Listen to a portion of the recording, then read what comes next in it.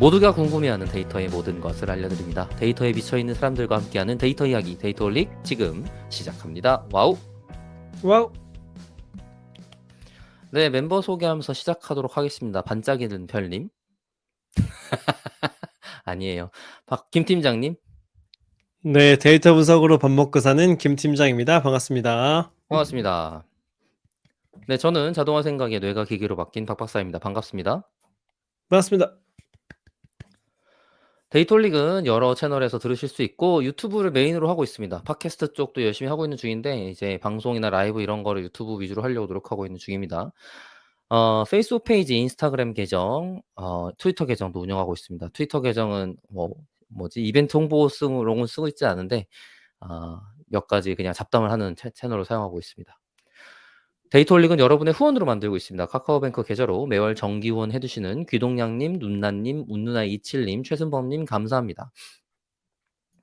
데이터올릭을 후원하고 싶으신가요? 팟빵과 유튜브 공지사항 채널 정보에 후원 계좌가 있습니다. 여러분께서 보내주신 후원금은 녹음 편집 컨텐츠 제작에 소중하게 사용하겠습니다.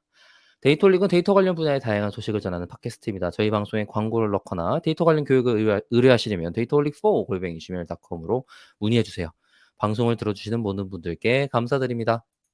감사합니다. 예. 방송을 들어주시는 더하기 댓글 달아주시는 더하기 라이브에 채팅해주시는 사람분들께 모두 감사드립니다.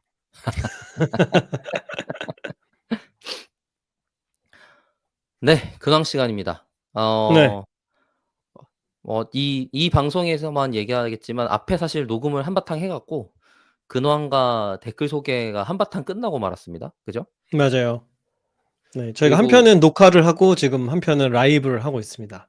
네네, 지금 시도를 하다 보니 뭔가 화면 공유를 해야 되는 것들은 이런저런 시도나 뭔가 진행이 매끄럽지 않거나 이런 것들이 아무래도 좀 생기다 보니까 이거는 좀 네. 녹음을 해야 되지 않겠냐라는 식의 얘기가 좀 있어 왔고, 그리고 지금 저희가 게스트 안 모신 지도 꽤 됐는데 게스트분들 라이브 하는 것도 사실 좀 부담스러워요. 그죠? 맞아요. 저희가 저희야 뭐 부담스럽다기보다는 네. 예. 문제 되면 저희가 그냥 감당하면 되는데 게스트분들한테까지 그런 부담을 줄 수가 없죠.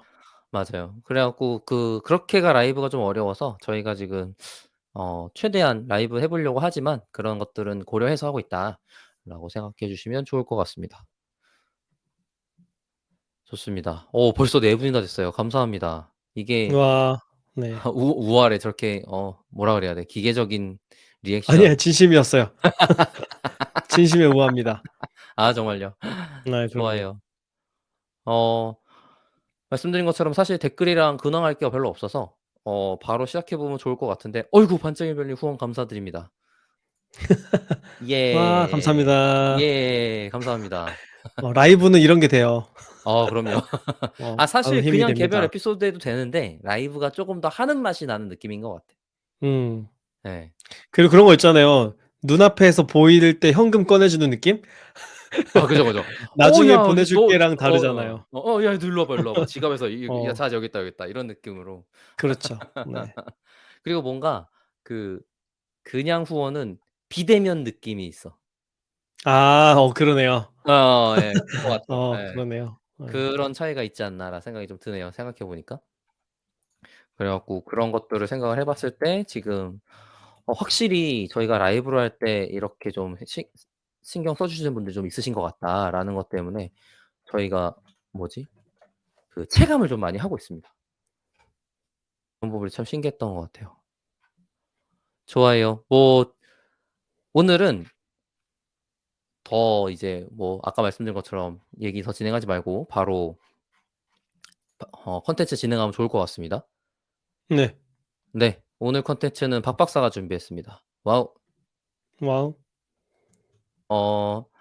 지금 유튜브 제목에는 이렇게 써 있습니다. "서비스가 녹아내리지 않으려면 알아야 합니다."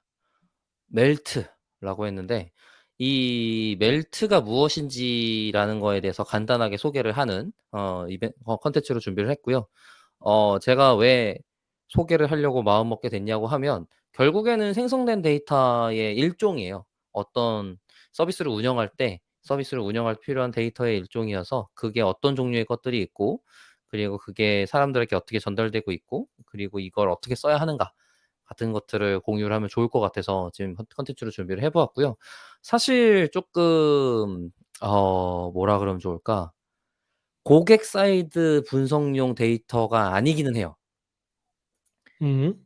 그런 쪽으로 정의할 땐 보통 마케팅이라든지 아니면은 프론트 쪽 유입 전략에 해당되는 멘트들을 많이 쓰거든요.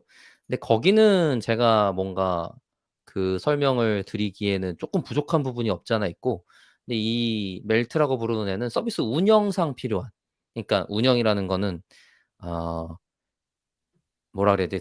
그 코드가 돌아서 서비스가 운영되고 있을 때 생기는 일들에 대한 데이터라고 보시면 될 것 같고 결국에는 분석가가 보는 데이터의 일종의 하나다라고 보시면 좋을 것 같아요. 근데 물론 그럼에도 불구하고 분석가도 알면 좋고 그리고 그런 데 있어서 필요한 분석가들에게도 쓸모 있는 데이터인데다가 개념적인 것들은 약간 전사시킬 수 있을 것 같아서 한번 가지고 와 봤습니다. 멜트가 약어예요. 멜트가 무엇인지 약어부터 소개를 좀 해 드리도록 하겠습니다. 멜트는 M 메트릭, E 이벤트, L 로그, T 트레이스를 합쳐서 음. 멜트라고 부르고 녹아내리지 않으려면이라고 쓴 이유는 이 로그들을 항상 보고 분석하고 신경 쓰고 모니터링하고 옵저버빌리티라고 부르는데 이 서비스가 문제가 있나 없나라는 걸 확인할 때 필요한 기본 데이터들을 갖추는 데 있는 구성 요소들이라고 보시면 될 것 같아요. 그래서 이것들을 전부 다 살펴보고 있어야 지금 우리 서비스 문제가 없는가, 잘 동작하고 있는가, 고객들에게 가치를 전달하는 데 있어서 여러 버틀넥이나 문제는 존재하지 않는가들을 확인하는 데 필요한 데이터고 뭐 그걸 보자마자 그냥 끝 이런 레벨이라기보다는 이런 것들조차도 분석에 사용되어 되고 있고 이런 데이터들을 보는 전담 분석가도 필요하고 그걸 데이터 분석가래. 그 개발자분들에게만 온전히 맡길 수는 없는 노릇인데다가 분 개발자들이 이런 걸 보면 '분석가적인 소양도 같이 있어야만 된다.' 같은 느낌이 드는 부분들이라서 한번 소개를 해 드리려고 합니다. 그러게요. 지금 말하기 전에 "멜트가 뭐인 것 같나요?"라고 김 팀장한테 물어봤어야 되는데 그걸 지나갔네. 아 아쉽습니다. 저는 멜트하면 예전에 R에서 쓰던 패키지 함수 이름이 아 그죠. 떠오르죠. 네, 예전에 쓰던 멜트. 그 그 아 행렬 그 로우 폼의 데이터를 와이드로 바꿔 주거나 와이드를 로우로 바꿔 주거나 와 하는, 그 네, 패키지 이름 고때 뭐죠? 쓰는 함수. 리쉐입. 아 리쉐입 맞아. 맞죠? 예. 맞아요, 맞아요. 맞는 것 같아. 추억의 리쉐입. 타이디알이 나온 이후로는 한 번도 쓰지 않는다는. 아니 뭐 사실 그게 전환되는 과도기가 좀 있었고 타이디알이 좀 맞아요. 그거를 주류로 넘어가면서 사실 은퇴에 가까운 동작을 한 것 같고 타이디알이 그걸 되게 잘했던 것 같아요. 네. 그래서 뭐 어 이걸 어쨌든 데이터 분석 쪽 데이터 분석이래. 개발자 쪽 그다음에 머신러닝 쪽 그러니까 어쨌든 '서비스를 운영한다.'라는 관점에서는 이 부분을 아까 표현한 것처럼 observability라는 단어를 사용해서 표현하고 정의하고 있습니다. 그래서 단어를 하나하나 살펴볼게요. 네. 네. 우선 매트릭입니다. 매트릭은 말 그대로 지표란 뜻인데 어 우리가 그동안 데이터 분석에서 사용하는 데이터들 중에 집계 데이터에 해당돼요. 음. 근데 이제 지금 이 4 가지의 데이터는 전부 시계열 데이터입니다. 전부 시계열 네. 데이터고 매트릭만 특이하게 맞죠? 네. 매트릭만 특이하게 일정한 구간당 데이터를 뜻해요. 음. 예. 그러니까 예를 들면 10초 동안 들어온 요청 수 같은 건 매트릭이에요. 음음. 근데 개별 요청에 대한 디테일 데이터는 로그 데이터예요. 음음. 예. 그래서 그리고 뭐 10초 동안 들어온 요청의 평균 응답 속도 이런 것들은 매트릭입니다. 그럼 그래서 로그로 일단 한번 계산을 한 거네요. 그쵸. 그게 사실 그래서 로그다가 더 원시 데이터에 해당되고 이거가 데이터의 양이 너무 방대하기 때문에 그냥 시스템의 상태를 파악하기 위해서 매트릭만 본다라는 게 말이 돼요. 음. 예. 그래서 매트릭스상 CPU 사용률, 예를 들어서 뭐 10 초간에 발생했던 것들 중에 CPU 사용률이랄지 아니면은 디스크 사용량이랄지 이런 것들은 10 초마다 캡처하는 데이터일 수도 있고요. 그리고 뭐 사용자 입장에서도 마찬가지죠. 지금 활성 사용자 수 이런 것들이 전부 그 매트릭에 해당됩니다. 그래서 매트릭은 다른 지표들이랑 다르게 아까 말씀드린 것처럼 구간 데이터예요. 10 초간, 뭐 1 분간, 5 초간, 15 초간 이런 식으로 구간을 잡게 되고 그러다 보니깐 그거는 정의하게 돼 있어요. 어느 정도로 잡을 건지에 대해서. 그래서 이런 것들은 전부 다 지금 이 상태면 위험한데?' 같은 걸 파악하는 데 도움을 줍니다. 로그 생성 개수 이것만 해도 사실 매트릭의 일종이 되겠죠. 그래서 여러 시스템들은 굉장히 많은 각자의 특징에 따라서 매트릭을 보고하는 형태로 지금 진화 발전을 해 오고 있고 대표적으로 DB 쿼리 응답 속도 같은 것들이 중요한 매트릭 중에 하나예요.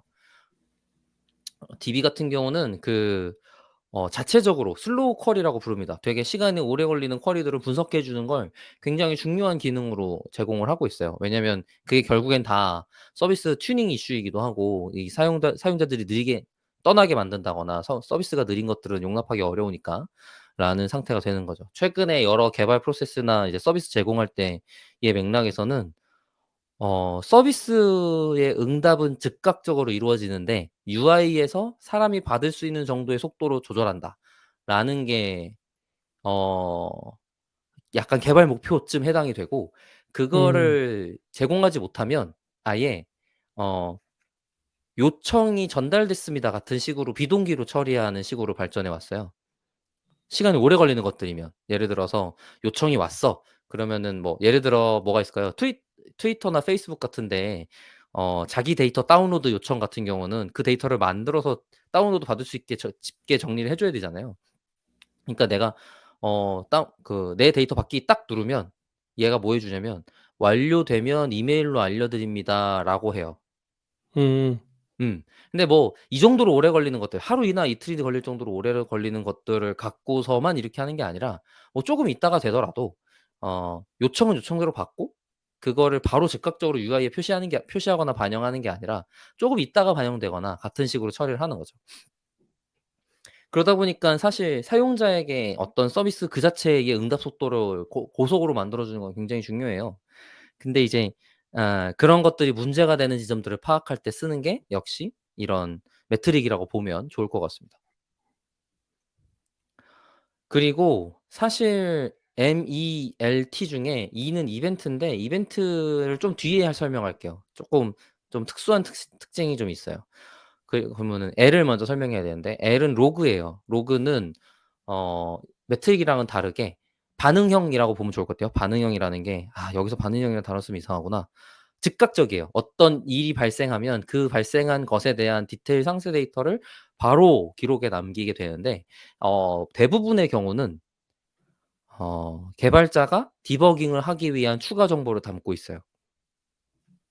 그러다 보니깐 그렇게 추가 정보를 담고 있는 것들에 대해서 중간 데이터를 출력을 한다든지 아니면 "지금 어느 과정을 가고 있다."라고 표현을 해 준다든지 그러니까 코드가 뭐 함수가 10 줄이 있다고 치면 지금 10 줄을 실행했을 때 중간에 멈췄어. 근데 10줄 중 어디서 멈췄는지 같은 걸 알고 싶잖아요. 그러면은 "이 함수는 수행됐어요.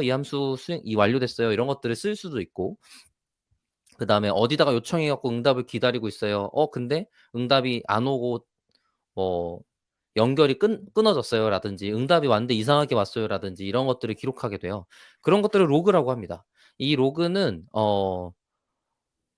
맘먹고 쓰면 굉장히 무지하게 많이 쓸 수 있어요. 근데 이제 실제로 내가 이 서비스 코드가 동작하는 데 필요한 정보들을 잘 노출하는 건 되게 어려운 일 중에 하나예요.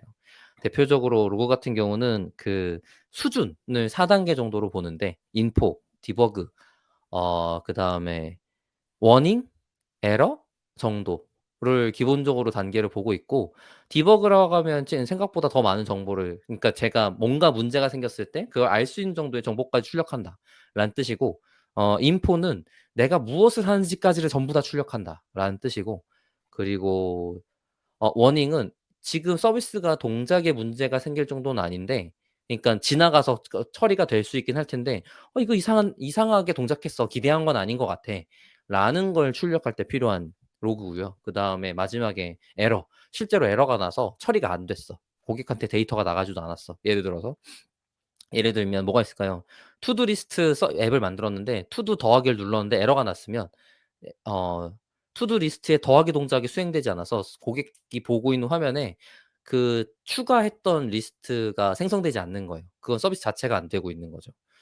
그래 갖고 그런 것들을 에러라고 부릅니다. 이런 수준을 만들어 놓고 개발 쪽에서 운영할 때는 인포나 디버그 정도로 출력을 해서 내가 코드가 문제가 없는지 확인하는 단계를 굉장히 많이 수행을 하고 프로덕션에 나갔을 때는 워닝이나 뭐 에러 정도로만 출력을 해서 실제 문제가 생긴 거를 파악하는 데 필요한 정보까지만 출력하는 걸 많이 해요. 그리고 그러다 보니까 이게 로그를 많이 출력하면 출력할수록 제가 파악하는 건 좋은데 그게 사실 기하급수로 비용으로 발생되거든요. 과거와 다르게. 이게 옛날도 마찬가지긴 하지만 뭐 대체 방안이 있었어. 처음에 내가 서버를 사서 그 로그를 수집할 때는 컴퓨터 하드디스크에 저장했어요. 그러면 네.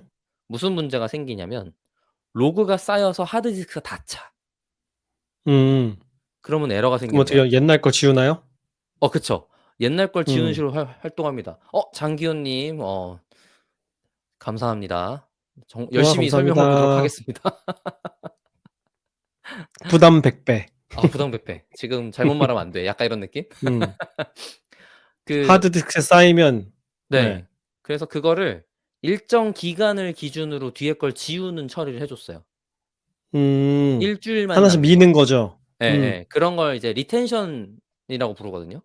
리텐션이라는 게 어느 기간까지만 데이터를 제공한다 같은 느낌인데 온프라미스에서는 하드디스크 늘리는 거를 자유롭게 못 하잖아요. 우리가 사야 된다고. 그럼 하드디스크 사서 음. 붙이는 시간이 일 주일이 걸릴지 한 달이 걸릴지 모른단 말이에요. 그렇기 때문에 용량을 벗어나지 않을 수 있는 만큼 여유를 두고 지울 수 있는 기간을 설정하는 형태로 처리해요. 그렇게 하면 문제가 생겼을 때 파악할 수 있는 시간 범위 내에서만 로그를 확인할 수 있으면 그러면 사실 무슨 문제가 생겼는지 대처를 할 수 있겠죠. 근데 이제 클라우드 시대로 넘어가면서 무슨 짓을 할 수 있게 됐냐면 무제한으로 로그를 쌓아도 무지하게 비싸지는 않은 상태가 됐어요. 음.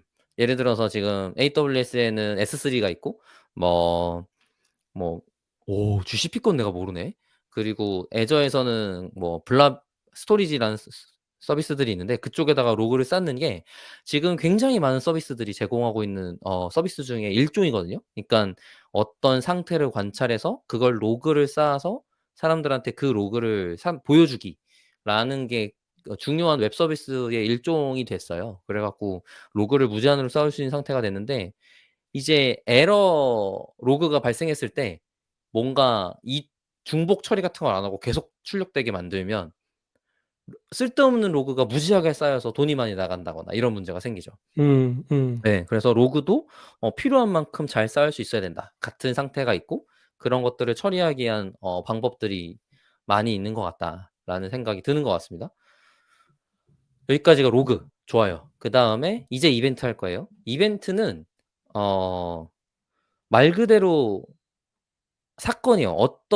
정기적으로 일어나거나 우리의 비즈니스 로직상 일어나는 것들 중에 쪼끔 더 추상화되어서 예를 들면 어 뭐가 있을까요? 사용자가 무엇을 요청했음 이런 건 로그예요. 그러니깐 그건 좀 더 뭐라 그래야 돼? 개발스러운 데이터란 말이에요. 근데 이제 이벤트는 그런 것보다는 쪼금 더 추상화되어서 우리가 정의하는 것들이야. 살펴보고 싶은 것들. 그러니깐 로그 같은 경우는 문제가 생기는 걸 파악하기 위해서 필요한 거라고 한다면 이벤트는 쪼금 더 나은 개선 혹은 더 추가적인 걸 뭘 하기 위해서 같은 것들을 이벤트라고 불러요. 그러니깐 사용자가 어디를 클릭했음 같은 건 이벤트에 해당돼요. 근데 이제 어디를 클릭했는데 에러가 발생했음 이거는 로그에 해당되는 거죠. 음.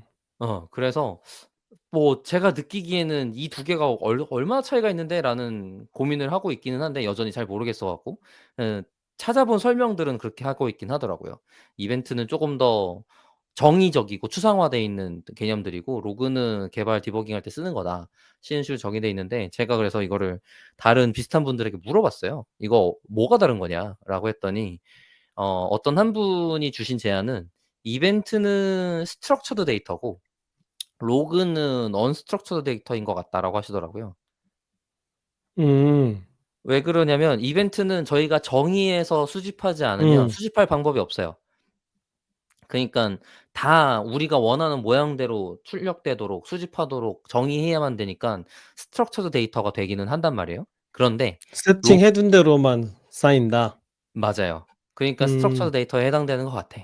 근데 이제 로그 데이터는 왜 언스트럭처드라고 표현할 수 있냐면 이게 우리가 처음부터 끝까지 서비스를 만들 때 다 우리가 코드로 짜는 게 아니에요.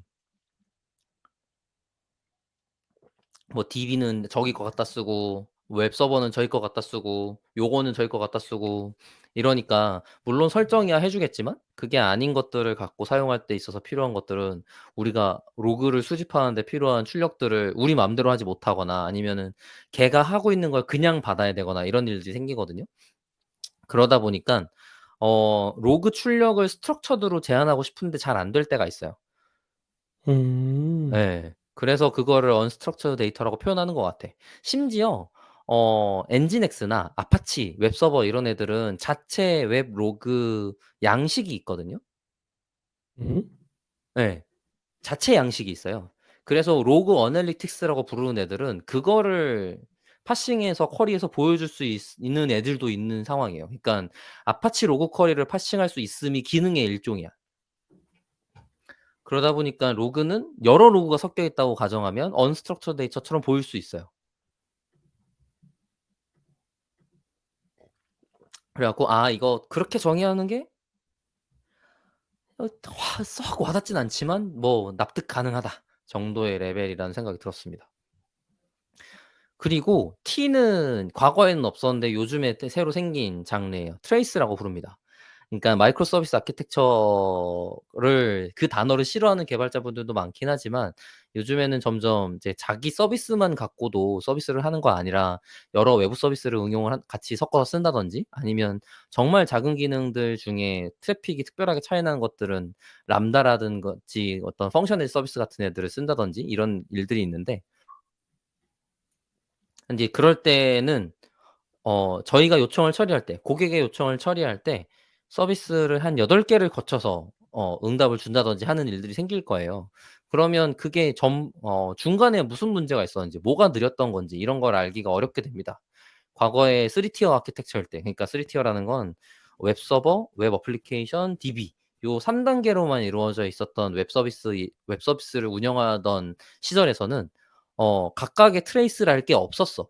뭐 몇 개 검색할 게 많이 없었으니까. 근데 이제 사용자한테 요청에 응답할 때 거치는 서비스가 여러 개가 되면 제가 과거에 봤던 것만 8 개쯤 된다거나 이런 식이었거든요. 그쯤 되면 하나하나 찍어 가며 확인할 수 있는 수준이 아니게 돼요. 음. 그래서 그거를 "추적해서 분석할 수 있다."라고 해서 트레이스라고 부릅니다. 음. 예. 그래서 이쪽 음. 추적 쪽은 특별히 따로 생태계가 올라와 있는 도구들도 있고 여기는 데이터 분석이라기보다는 크게 두 가지를 봐요. 하나는 시간, 얼마나 걸렸냐 그쪽 서비스를 사용하는 데. 그리고 또 다른 하나는 어디서 문제가 생겼냐. 요 딱 두 가지 정도만 보고 '문제 생겼네.' 하고 하면 그쪽 로그 찾아 들어가고 '시간 오래 걸렸네.' 그러면은 이제 매트릭 확인해 보고 매트릭에서 실제 그게 맞는지 아니면 그게 그 요청이 자주 있는지 같은 걸 파악한다든지 그리고 실제로 그 요청들이 모두 다 느렸는지 이런 것들을 파악하게 되죠. 음. 그럼 예. 병목을 찾는 이런 역할을 하는 건가요? 맞아요. 그러니깐 음. 과거의 코드가 모놀리틱 그러니깐 하나의 단일 서비스라고 가정하면 '어떤 함수가 오래 걸려?'라는 거를 찾는 일을 하는데 그거를 개발에서는 프로파일링이라고 불러요. 근데 이제 그 프로파일링 물론 시간만 체크하진 않아요. 여러 가지 것이 있지만 그중에 시간을 체크하는 걸 프로파일링이라고 부르는데 그 프로파일링에 해당되는 걸 어 MSA 멀티 프로세스 아키텍처 멀티 서비스 아키텍처로 넘어갈 때 필요한 구성으로서 이제 그 트레이스가 필요해진 거죠. 음. 네 맞습니다. GA4 같은 건데 그 맥락이 약간 GA4는 고객 사이드의 행동 데이터만 분석한다라고 보시면 될 것 같아요. 그러니깐 음. 어느 퍼널을 통해서 들어왔다든지 어떤 검색을 통해서 들어왔다든지 와서 무슨 행동을 했다든지 등등만 있는 게 GA4 같은 거고 지금 제가 말하고 있는 멜트는 우리 내부에서 확인할 수 있는 데이터를 갖고 이제 서비스 상태를 확인하게 되는데 그런 것들에 대한 일종들에 대해서 제가 지금 소개를 해 드리고 있는 겁니다. 그래서 제가 이제 이걸 왜 또 소개하게 됐냐면 그게 제가 하루 종일 보고 있는 게 이거긴 해요. 음. 음. 제가 데브옵스도 있고 인프라도 하고 이렇게 됐는데 이제 인프라 구축 구성이 끝나고 나면 이게 잘 동작하고 있는 게 맞는지 개발자한테 문제가 어디가 있으니까 고쳐야 된다든지 이런 걸 알려줘야 되는데 그러니까 결국에는 보고 있는 게 전부 이거거든요. 요 네 가지 것들을 전부 보고 있어요. 근데 이제 제가 처음에 도입할 때는 트레이스만 신경을 많이 썼어요. 왜냐하면 어 서비스 개발자들이 각각 다를 거고 그러면 이제 로그는 각자가 보는 일인 거지 제가 보는 일이 아니었던 거예요. 그래서 트레이스만 보고 그 트레이스상 문제가 있다거나 문제라고 짐작되는 부분에 대해서 개발자분들이 각 서비스 담당자에게 이거 요런 게 있는 것 같다. 그리고 로그가 만약에 있다면 그 로그를 찍어서 아예 보내주면서 "이 로그 생겼는데 이거 좀 검토해 봐 주시라." 같은 정도의 일을 하게 되는 거죠. 이제 그러다 보니깐 지금 방금 말한 이 네 가지를 개발할 때 직접 다 작성해서 넣어야지만 수집할 수도 있고 그래야 문제를 확인한다든지 이런 것들을 할 수 있게 돼요. 그리고 이런 방금 전에 이런 메트릭 단계로 넘어가게 되면 그다음부터는 분석의 영역이 되죠. 어떤 집계 데이터를 만들어서 매트릭을 출력할 건지 그리고 그렇게 출력된 매트릭들 가지고 어떤 검토를 할 것인지 그리고 그렇게 검토된 것들이 서비스에 반영될 때 뭘 고려해서 넣어야 되는지 같은 것들을 확인하게 돼요. 그래서 어 지금 여기의 생태계가 벡터DB 커지는 것 마냥 어떤 게 커졌냐면 시계열 데이터베이스가 커졌어요. 어. 왜냐면 과거 데이터들도 지금 이미 아까 말한 블랍이나 이런 데다가 충분히 넣을 수 있고 그다음에 연산 때문에 하드디스크 사용하는 건 하드디스크나 SSD 이런 메모리 사용하는 건 당연하고 이렇게 되다 보니까 시계열 DB 시장이 굉장히 커졌고 그거의 대표가 이제 지금 말한 어 멜트 데이터들을 살펴보는 것들로 통용되어 있는 대표 주자가 시계열 DB로는 프로메테우스 그리고 그걸 보는 대시보드 도구로서 그라파나가 인기를 끌고 있습니다. 이 두 개 도구는 이제 쿠버네티스라고 하는 이제 그러니까 마이크로 서비스 아키텍처를 지향하는 인프라 운영 도구에서 파생되어서 지금 성장을 많이 했고 굉장히 큰 도구들이라고 볼 수 있는데 그런 도구들 때문에 생성된 다른 회사들 그거를 아예 뭐라 그러면 좋을까요? 어 오픈 소스가 아니라 비용을 받는 서비스로 제공해 주고 그것 때문에 돈을 버는 회사들이 크게 늘었어요. 대표적으로 데이터독, 뉴렐릭 우리나라에서는 제니퍼 AMP 였나? AMP라고 부르는 장르였는데 그게 확장된 거죠. 그래 갖고 그게 이제 서비스 안정성을 확보하는 데 필요한 것들이라는 것들인데 지금 방금 말한 이 멜트가 여러 데이터 수집 때 너무 당연히 같이 사용하게 되는 개념들이기도 한 것 같아요. 트랜잭션 데이터라든지 이게 이벤트인데 굉장히 많이 일어나고 있고 다 정의된 데이터라고 볼 수 있겠죠? 라는 식이고 그렇게 보면 좋을 것 같습니다. 지금 반짝이는 별 님이 지금 질문을 주셨는데 저도 매주 혹은 매일 특정 지표 예를 들어서 로그를 보내온 패널 수 같은 데이터를 보면서 데이터 퀄리티를 유지해 주는 업무도 하는데 "이런 게 말씀 주신 멜트일까요?" 라고 주셨는데 이제 멜트의 정의에 맞춰서 정리를 해 나가는 작업이 될 수 있을 것 같아요. 제가 느끼기에는. 지금 멜트라는 단어가 어떤 활동을 얘기하진 않고 각각의 음. 지표라고 부를 법한 무언가들의 종류를 정의하는 이름이거든요. 그러다 보니까 특정 지표라고 하는 순간 아마도 이벤트이거나 매트릭에 해당되는 것들을 어 지금 정리하는 작업, 그게 잘 맞는지를 확인하는 작업들을 하시는 것 같고, 그 데이터 정합성이나 데이터 안정성 같은 거 확인하는 것도 중요한 업무 중 하나죠. 데이터 퀄리티라고 부르는 장르의 일이 있고, 저도 지금 제가 지금 회사 소개를 한번 해야 되는데 고거 때 이제 얘기할 수 있을 것 같습니다. 뭐 뭐지 얘기를 좀 그냥 얇게만 얘기해 보면, 저희가 이제 하드웨어에서 데이터를 수집해서 그거를 대시보드처럼 보여주는 일을 하고 있는데, 하드웨어 쪽에서 데이터가 넘어올 때 잘 들어왔는가조차도 되게 중요한 지표더라고요. 그래 갖고 그런 것들을 그런 게 아마 코드 퀄리티를 체크하는 지표의 일종이 될 것 같습니다. 이제 사실 이런 주제를 제가 정해 놓고도 그동안은 원래 안 하려고 했었는데, 이번에 하면서 느꼈던 걱정되는 부분이 오늘 방송에서 드러나는데, 왜냐면 지금 멜트에 대해서 김 팀장이 전혀 관심이 없어요. 아니 새삼스럽게 그런 게 한두 개야? 아니죠, 아니죠. 그런 것들을 그때 앨리스랑 같이 했던 뭐야? 것 중에 와즘. 네네. 네네. 그거는 재밌게 했잖아요. 그거는 내가 관심이 있는 거예요. 거 봐요. 근데 그 음. 주제가, 그러니까 그 주피터 라이트가 없을 때 그 주제를 했으면 전혀 관심 없었을 거 아니야. 그러면 전혀 관심 없죠. 그러니까. 나에게 쓸모가 있는 거에만 그래 갖고 말이야. 이해하려고 이게. 애쓰고 있습니다 지금. 그래요? 네. 뭐 좀 예를 들어 볼까요? 뭐가 있으면 좋을까? 지금 어 예시를 좀 들어 보자면, 고객 분석 데이터들 중에 대부분의 것들이 매트릭과 로그, 이벤트에 해당되는 데이터의 형태를 가지고 있어요. 음. 트레이싱은 아닌 것 같아. 트레이싱은 반짝이님이 말한 GA4 같은 애 중에 앞에 여러 유입 경로 분석 이런 애들에 해당되는 무언가일 것 같은데, 그건 굳이 약간 이런 느낌이고. 음. 어 G4가 주력으로 하고 있지는 않은 거죠? 그 그쵸, 그쵸. 사람들이 그다음 단계로 어딜 가고 그 다른 서비스를 거쳐오는 과정을 다 보여주거나 하지는 않으니까. 그쵸. 우리 그죠? 서비스 네. 내에서의 서비스 전이 같은 경우는 보여주는데, 그렇죠. 그거는 약간 나가면 느낌 끝이지. 다르잖아요. 네. 그건 뭐라 그래야 음. 돼. 요 페이지에서 얼마간 있었음 정도에 해당되는 거란 말이에요. 페이지 내에서의 트레이싱이라고는 볼 수 있겠네요. 우리 그러니까 웹사이트 들어왔을 때에. 그러니까 그게 트레이싱으로서의 유의미를 가지진 않는다는 거지. 내가 그렇겠죠. 그러니까 예를 들면 지금 이건 사실 그러다 보니까 약간 이벤트에 쪼금 더 가까운, 기록에 해당될 것 같아요. 그래서 그걸 아마 유저 이벤트라든지 이런 걸로 정의했던 것 같고, 제 기억에도. 음. 이번에 그거 무슨 버전 바뀐다고 그거 메일 도구 오더라고요. 업그레이드 해야 되는데. 예. 음.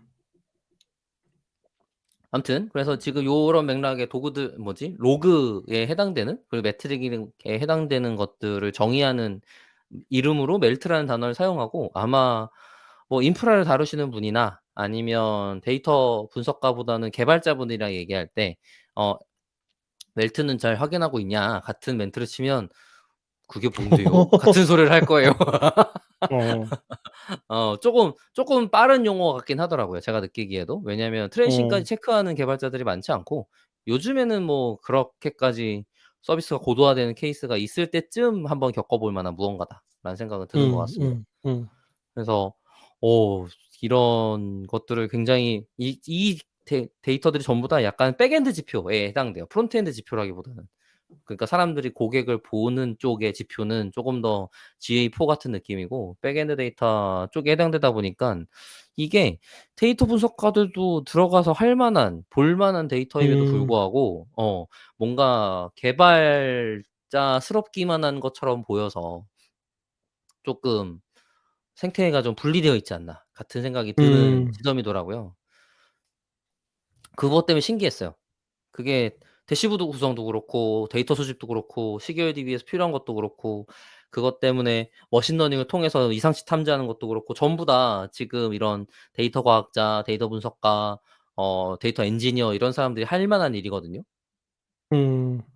똑같이 할 만한 일이에요. 근데 약간 지금 여기는 개발자가 해야 되는데 나머지는 다 도구가 해 준다처럼 가고 있고, 데이터 분석가 쪽도 데이터 파이프라인 쪽, 그러니까 엔지니어링 쪽이 전부 다 돈만 내면 솔루션들이 해 줘 같은 느낌으로 진화하고 있는 상태는 맞는 것 같아요. 그런 '그게 왜 그럴까?'라는 건 궁금한 지점이 있긴 한 것 같습니다. 아무튼 그렇습니다. 지금 6 분이 지금 들어 주시고 계시고, 지금 제가 공유 드리고 싶었던 도구에 대한 내용들은 많이 전달드린 것 같아요. 사실 개발자분들이 계시진 네. 않을 것 같아서, 네, 뭐 개발스러운 얘기는 쪼금 더 빼고, 지금 방금 말한 지표들에 대한 차이가 또 뭐가 있겠냐, 아니면은 뭘 말하고 있는 거냐, 아니면은 이런 것들이 있으시면 질문 같은 거 주시면 좋을 것 같고요. 김 팀장도 질문 주시면 한번 그 관련된 거 한 바퀴 돌고 그다음에 방송 마무리하면 좋을 것 같습니다. 네. 음. 이런 용어는 박 박사가 일부러 의도적으로 학습을 하는 거죠? 그러니까 이게 통용되고 있고 이런 관점으로 로그 데이터를 처리하는 것이 일반화되어서라기보다 '이런 관점으로 보는 게 좋겠다.'라는 어떤 목적성 하에 일부러 이런 개념을 학습하고 적용하려고 노력을 하는 거죠. 맞나요?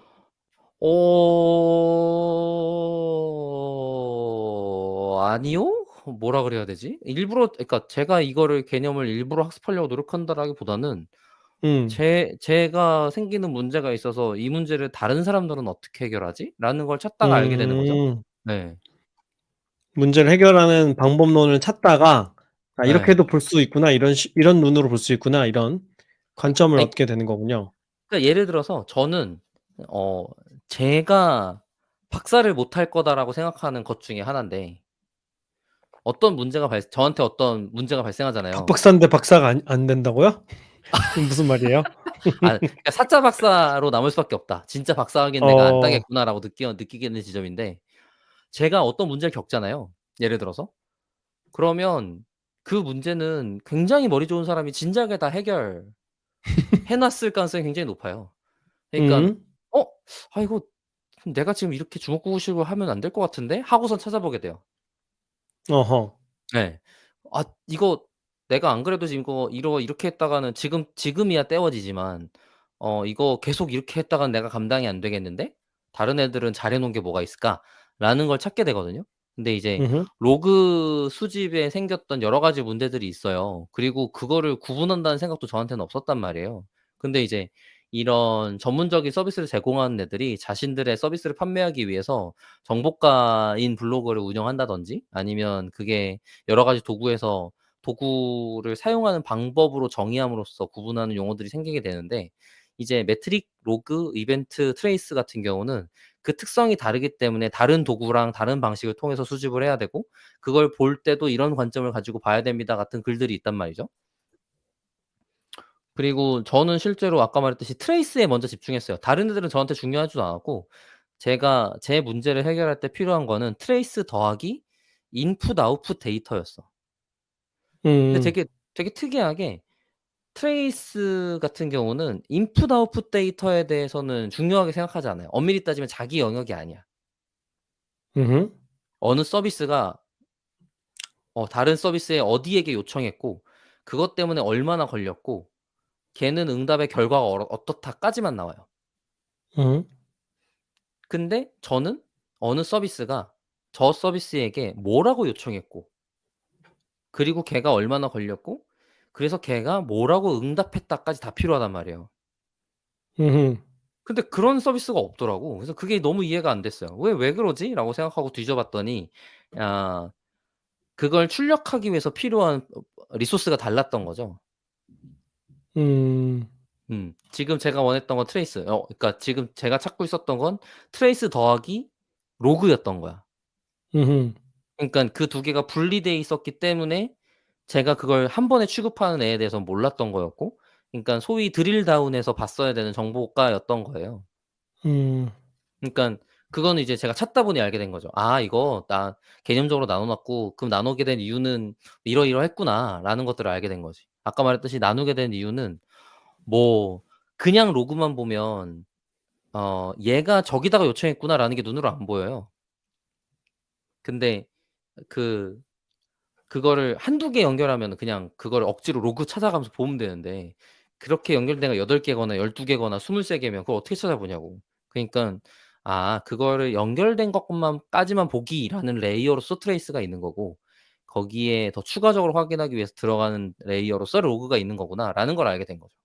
음.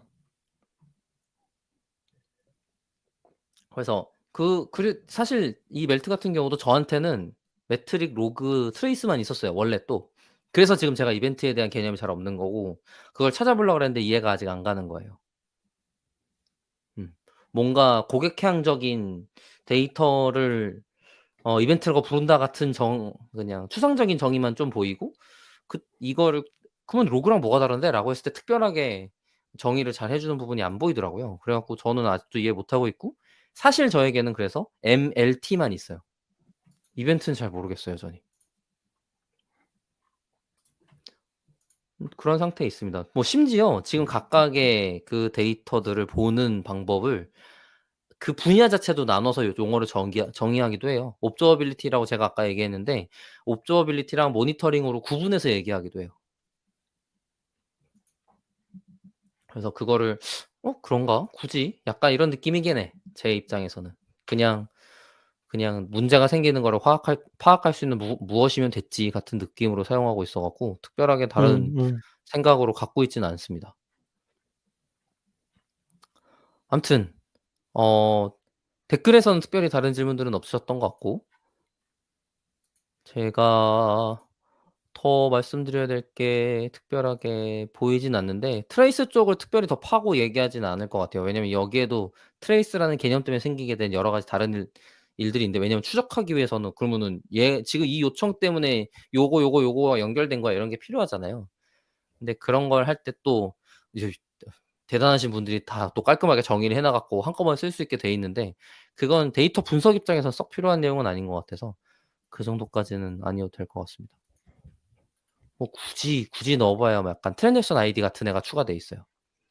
그래 갖고 그런 거를 연결해서 코드를 만들어야 수행할 수 있다 또 있고 뭐 근데 이제 그게 막 코드 변경이 꼭 필요한데 그거 변경 안 할 수 있는 도구가 지금 나오고 있는 중입니다. 이런 일들이 있긴 하지만 데이터 분석 쪽 사이드의 일까지는 아닌 것 같아요. 아무튼 뭐 제가 준비한 내용은 여기까지인 것 같습니다. 네. 좋습니다. 그러면은 저희 소감 말하는 동안 여기 다른 분들 들어주신 분들의 숫자가 왔다 갔다 하고 있는 중이긴 한데 아마 질문이나 같이 소감 얘기해 주시면 감사할 것 같고요. 김 팀장 소감 먼저 이야기해 볼까요? 네.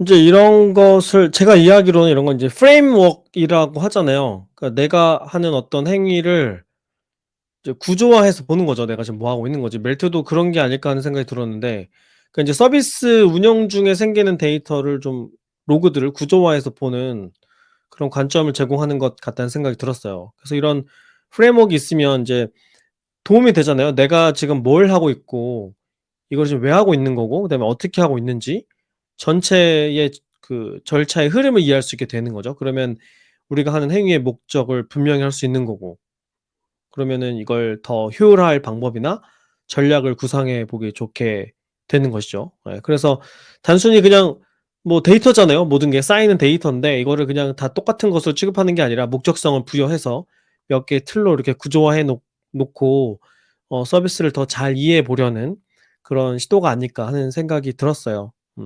그러면 그냥 그 뭐랄까 로우 데이터가 막 쌓여 있는 것을 볼 때보다는 훨씬 더 입체적으로 데이터를 볼 수 있잖아요. 뭘 봐야 될지를 의사결정하기도 편하고 네 그런 좋은 시각을 제공해 주는 것 같다는 생각이 들었어요. 그래서 박 박사 멜트 얘기하는 거 들으면서 저는 그런 생각을 했어요. 비교해 보자면은 데이터 분석가들은 고객의 행동을 모니터링하고 분석하고 있는데 개발자들은 서비스를 모니터링하고 서비스를 분석하고 있구나 하는 그런 생각이 들었어요. 네 그래서 데이터의 생성 주체가 사람이 아니라 서비스인 거고 네 데이터 분석가 일반적으로 고객을 만족시키고 싶은 거고 고객이 계속 서비스를 잘 이용하게 만드는 데 목적이 있다면 개발자들은 서비스가 고객인 거지. 그래서 서비스가 문제없이 서로 정보를 주고받으면서 계속 워킹하게끔 하는 역할을 하는 거구나 하는 그런 생각이 들었습니다. 음. 제가 잘 이해한 게 맞을까요? 네. 너무 정확한 것 같아요. 그리고 딱 음. 딱 고런 타겟으로 지금 하고 있다라는 느낌을 좀 많이 갖는 것 같고, 제가 지금 요 뭐지 멜트를 바라볼 때 다른 개발자들과 다르게 볼 수밖에 없는 게 약간 분석가 포지션에서 음. 분석가 백그라운드에서 개발자를 하고 있기 때문에 생기는 일인 것 같아요. 그게 되게 저한테 특이하게 음. 느껴진 지점이었고, 왜 그러냐면 어 이런 걸 제시하고 있는 사람들이 사실 분석가일 거잖아요. 그런 로그 분석을 하든지 로그를 어떻게 만드는 게 좋겠다라든지 이런 것들을 분석하고 연구한 사람들이 있을 텐데, 시스템을 접근할 때 사용하는 방법론을 어쨌든 데이터 분석 입장에서 접근하게 될 테니까라는 생각이 들고, 이게 우 서비스 운영 자동화나 서비스 운영 최적화나 서비스 운영에 그 도움을 주는 무언가의 단계에서 볼 때 지금의 매트릭을 확인하는 것은 어 상태를 확인하고 사람이 수동으로 개입해서 문제를 처리하기라는 레이어에 해당돼요. 음. 서비스도 마찬가지예요. 서비스 쪽 고객 사이드에서도 고객이 무언가를 수행했는데 그런 거를 기록을 보고 있다가 문제가 발생하면 CS가 도입해서 고객 서비스가 그렇죠. 도입돼서 문제를 해결해 주잖아요. 그거랑 마찬가지예요. 지금 우리 시스템 중 세 번째 거가 계속 서비스가 죽어 갖고 다시 켜지지 않고 있는데 '이건 왜 그러지?'라는 걸 개발자가 개입해서 문제를 해결하는 것이라고 보면 될 것 같고, 그거는 이제 음. 개발자 만드는 개발자들도 있지만 그 온콜이라고 불러요. 서비스 잠자는 시간 동안 그걸 문제가 생겼을 때 빨리 대응해 줘야 되는 개발자가 있을 수 있잖아요. 그런 거를 뭐지? 3 교대처럼 돌아가면서 하게 되는데 그걸 온콜이라고 부릅니다. 전화기 상시 대기하는 비상 문제 해결하는 사람? 10분 대기조 같은 느낌의 있는데, 이제 그런 것들이 다 CS 같은 것과 맥락이 다 있는 것 같다라는 생각이 들었고, 멜트가 약간 그런 맥락에서 이거 고객 데이터 분석 쪽이랑 비슷한 레이어가 있다면 비교해서 볼 수 있을 것 같은데?'라는 생각이 들었던 것 같아요. 그래서 저는 이제 우선 개발자 쪽에서 정의해 놓은 거를 소개하는 시간을 가졌고, 아마 고객 사이드 쪽은 제가 공부를 하든지 아니면 관련해서 해 주실 분을 요청을 드려서 한번 하면 좋을 것 같습니다. 네. 네. 그리고 마지막으로 반짝이는 별님 또 뭐지 채팅 달아 주셨는데, "논외로 대시보드에 관한 이야기도 언제 한번 하실 계획 있으신가요?" 라고 해 주셨습니다. 네. 저에게는 계획이 있는 상태고, 어 뭐 대시보드 자체도 사실 주제가 꽤 있는 편이에요. 이걸 어떻게 보여주고 얼마나 보여주고 그거를 어디까지 보여줘야 할 거냐라는 문제가 있는데, 아까 제가 그 뭐지 데이터를 보기 그리고 문제가 있는지를 알아서 사람이 해결하기라는 단계라고 말씀드렸잖아요. 그리고 근데 이게 어 레이어가 올라가면 자주 어떤 문제가 일어났을 때 어떻게 해결하면 된다라는 거를 알게 되고, 그거를 학습이거나 모델이거나 쓰게 되는 순간 운영 자동화로 넘어가게 되거든요. 그래서 '운영 자동화를 갖추는 데 있어서 필요한 데이터다.'라고 생각하면 딱 적당할 것 같습니다. 그래서 그래서 저의 레이어에서는 사실 이 모든 로그 데이터들이 채팅 데이터처럼 보여요. 오. 네. 음. 음. 고객이 나한테 줘서 내가 만들어낸 채팅 데이터처럼 보여서, 그러면 제가 이제 챗봇을 만들 때 생겼던 자동화 프레임워크가 있는데 고걸 그대로 적용할 수 있거든요. 그래서 이런 음. 로그들이 발생하면 발생을 잘하게 만드는 것도 중요하고, 그렇게 만들어진 거에 대한 처리도 기록을 잘하면 그 발생한 데이터 더하기 처리 행동 데이터를 가지고 처리 행동 자동화를 수행할 수 있겠죠. 처리 행동 제한도 할 수 있을 것 같고. 그래서 고런 것들이 '모든 레이어에서 비슷하게 일어나고 있구나.'라는 생각이 들어서, 대시보드는 어 그 행동까지 한 것을 보기라는 관점에서 필요하고 자동화 전 단계라고 보면 좋을 것 같아 갖고 저는 꼭 한번 다뤄 볼 예정이 있습니다. 좋습니다. 뭐 늦은 시간까지 데이터올릭 방송 들어 주셔서 정말 감사드리고, 지금 김 팀장이랑 박 박사 모두 소감 한 마디씩 했기 때문에 마무리해 보도록 하겠습니다. 반짝이님 역시 감사합니다. "자기 전에 네. 재밌는 이야기 해주셔서 감사합니다."라고 채팅해 주셨고, 뭐 다른 분들에게도 재밌는 주제였기를 바랍니다. 마무리해 볼까요? 네. 네, 좋습니다. 데이터홀릭은 더 좋은 컨텐츠를 가지고 다음 시간까지 다시 돌아오도록 노력해 보도록 하겠다고 이야기를 하는 중인데 이렇게 말하지 말고 다른 걸 해보겠다고 한번 해봐야겠네요. 마무리하면서 희동이님께서 오 이제 봤는데 끝나네요이라고 해주셨습니다. 앞에 거 좀 들어주시고 네. 제가 더 다른 컨텐츠 할 수 있도록 댓글로도 좀 남겨주시면 그거 가지고 또 컨텐츠 준비해 보도록 하겠습니다. 감사합니다. 네, 감사합니다.